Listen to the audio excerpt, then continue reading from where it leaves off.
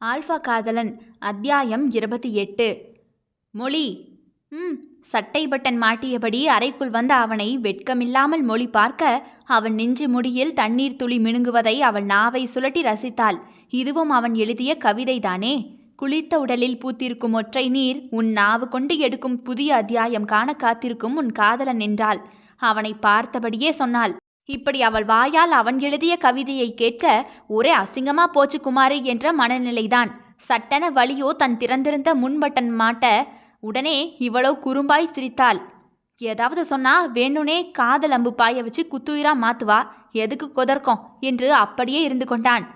Meeting இருக்கு, போயிட்டு 2 மணி நேரத்தில் வந்துடுறேன்.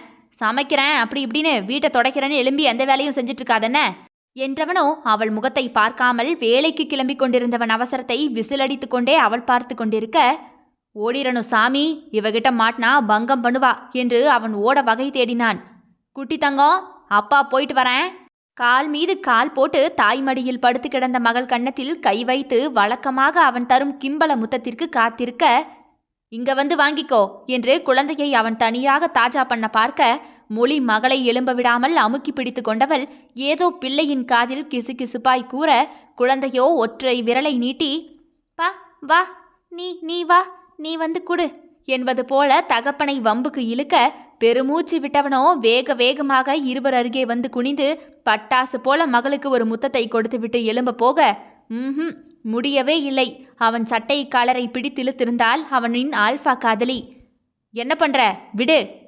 முடியாது. இப்ப எதுக்கு என் முகத்தை பார்த்து பயந்து பயந்து ஓடுறீங்க? நீ என்ன பேயா பூதமா பயப்படுறதுக்கு? விடுடி. ஐயோ, அந்த டி சொல்லும் போதெல்லாம் காட்டு தீ காலிடையில் கபகபவென்று பற்றி எரிகிறதே. அவன் கண்ணம் மீது கன்னத்தை வைத்து தேய்த்து அவன் லக்ஸோப் மனத்தை உள்ளிழுக்க இவனுக்கோ பூனை முடி கூசி நின்றது. அதேதான் கேட்குறேன். நான் என்ன பேயா பூதமா பயந்து ஓடுறதுக்கு? எல்லா மனுஷனுக்கும் ஆசை இருக்கத்தானே செய்யும். அதை எழுதி வச்சதுலேயும் தப்பில்ல, வரைஞ்சி வச்சதுலேயும் தப்பில்லை. அது எப்படி என்னை ஒன்றுமே இல்லாமல் வரைய முடிஞ்சுது? எப்படி இருக்குன்னு உங்களுக்கு எப்படி தெரியும்? ஆடை இல்லாத மேனியில் மஞ்சள் தாலி குலுங்க நீ சலங்கை கட்டி ஆடுவாயான்னு எப்படி பார்க்காம அளவு கூடி குறைஞ்சு நீங்கள் வரையலாம்? நீங்கள் வரைஞ்ச அந்த அளவே இல்லை தெரியுமா என்று அவன் காதில் அவள் கிசுகிசுப்பாய் கூற, நைட்டியில் முன்கழுத்து இறங்கி அவனிடம் சண்டை போடும் அவள் கழுத்துக்கு கீழே முதல் முறையாக உற்று பார்க்க அவள் இன்னுமே ஆடை நெகிழ செய்து மகளுக்கு தெரியாமல், தெரியுதா? என்ன பேச்சுது? விருடி. வரையலாம் தப்பில்ல, பேசுனா தப்பா யோரானர்?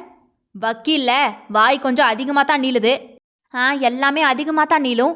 நீங்கள் என்ன பர்ஃபார்மன்ஸே பண்ண விடலை யோரானர். அவளின் மதுக்கிண்ணமோ துள்ளி குதிக்க அதில் குட்டி குட்டி முடிகள் அவன் அருகாமைக்கு புதுப்புல் நுனி போல வானம் பார்த்து செழித்து நிற்க, ஐயகோ, அவன் கண்கள் அதை ரசிக்காமல் கடக்க பெரும்பாடு பட்டதுவே. அவன் சங்கடமாக அவளை ரசிக்க அவளுக்குள்ளானதை தேட தயங்க, இன்னும் பச்சக் பச்சக் என்ற முத்தம் அவன் முகம் காது மூக்கு கழுத்து வாங்க தன்னிலை மறந்து போய் தள்ளாடினான் மீ காதலன். நீங்க எழுதுனது வரைஞ்சதெல்லாம் நான் ரசிக்கிறேன். நீங்க ரசிச்சு ரசிச்சு வரைஞ்சதை எல்லாத்தையும் நான் ஒன்று விடாம ரசிக்கிறேன். இப்படியே முகத்தை பார்க்காம வாழ முடியாது வலியன்.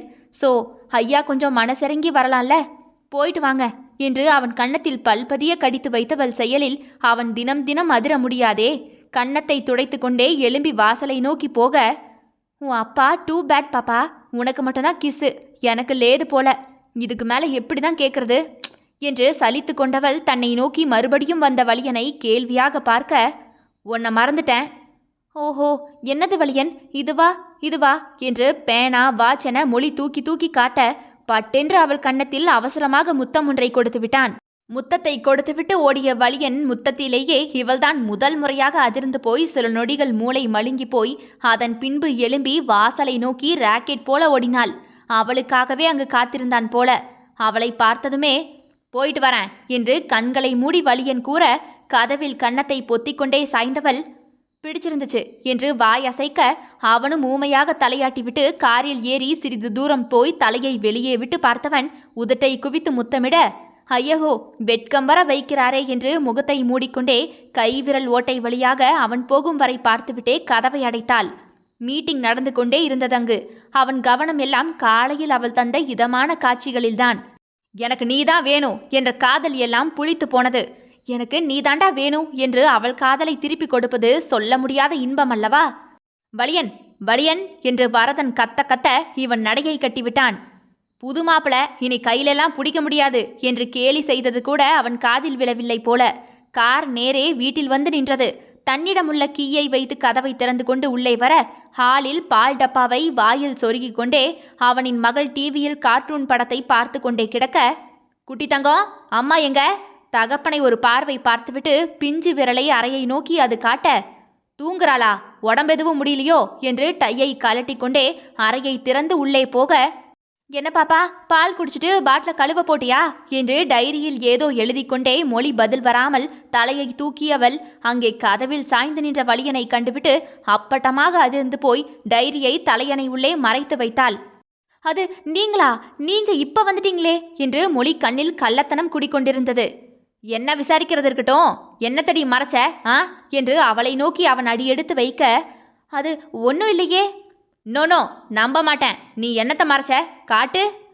பக்கத்தில் வராதீங்க என்று அவள் டைரியை எடுத்துக்கொண்டே பெட்டை சுற்றி ஓடிட, அப்ப என்னவோ இருக்கு குடு என்று அவள் படுக்கையில் உருண்டு இன்னொரு பக்கம் போக போக அங்கே இவளுக்கு முன் அவன் நிற்க, பாருங்க மிஸ்டர் வலியன், அதான் ஒன்றும் இல்லைன்னு சொல்கிறேன்ல. குரல் எல்லாம் கிடுகிடுவென ஆடியது. இருக்கு குடு. மாட்டேன் விடுங்க விடுங்க என்று அவள் டைரியை மார்போடு கட்டி கொண்டு கிடக்க அவன் அவள் மீது கிடக்க அதுதான் முதல் அணைப்பு. இருவரும் தடுமாறித்தான் விழுந்தனர். அது தெரியும். ஆனால் எலும்ப மனமில்லாமல் அவன் கிடக்க டைரியை விடவே மாட்டேன் என்று அவள் அதையும் இறுக பிடித்து கொள்ள, சோ பச்சையா கவிதையா? அவன் உதடு அவள் கன்னத்தில் ஊற உடலே குலுங்கியது. ப்ளீஸ் அப்படியெல்லாம் இல்லை, எலும்புங்க, பாப்பா வந்துட போறா. குட்டி தங்கம், தகப்பனின் அழைப்புக்கு பால் குப்பியோடு குழந்தை போட, அப்பா அம்மா கூட விளையாடவா?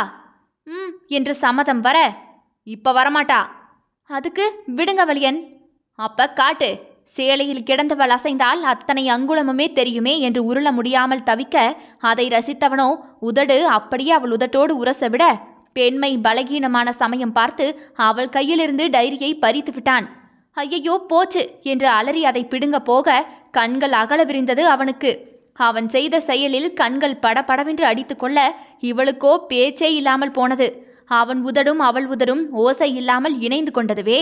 அவள் கைகள் அவன் முதுகை இறுக்கி இழுக்க இருவர் உடலும் அழுத்த அவன் எழுத துடித்த கவிதை ஒன்று அவளை உராய வெட்கம்தான். ஆனாலும் கூட இருவரும் அதை ரசிப்பதை தவிர தாம்பத்தியத்தில் வேறு வழி இல்லையே. அப்போது அப்பா என்ற மகளின் அழைப்பில் அவள் நகரப்போக அவன் இன்னுமே அவள் இடையை பிடித்து இழுக்க, பாப்பா வந்துட்டா என்று வலுக்கட்டாயமாக மொழி தன் உதட்டை பிடுங்கிக் கொள்ள அவளை விட்டு பிரிந்து படுத்தவன் முகம் பார்க்காமல் அவள் திரும்பி உட்கார்ந்து கலைந்த சேலையை சரி செய்ய டைரி திறக்கும் சத்தத்தில் ப்ளீஸ் என்று மொழி கெஞ்ச, பாப்பேன் என்று திறந்துவிட அவள் முகத்தை மூடிக்கொண்டாள். நீ எழுதும் நீலக்கவிக்கு கண் சொருகி போகும் விசிறியாவது எப்போதடா? விலங்கிலிருந்து மனிதன் வந்தானாமே, எப்போது என்னை மறுபடி விலங்காக்கி மேய்ந்து கொள்ளப் போகிறாய்?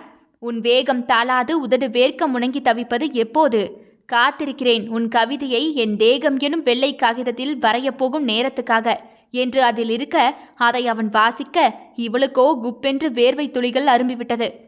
அந்த நாள் இன்னைக்கு தானே உன் அம்மா கிட்ட சொல்லிடு பாப்பா என்று சீட்டி அடித்துக்கொண்டே வலியன் வெளியே போக அவன் முத்தம் தந்த கதகதைப்பை விட அவன் பேச்சில் சிவந்து போய் படுக்கையில் குப்புற விழுந்தாள்.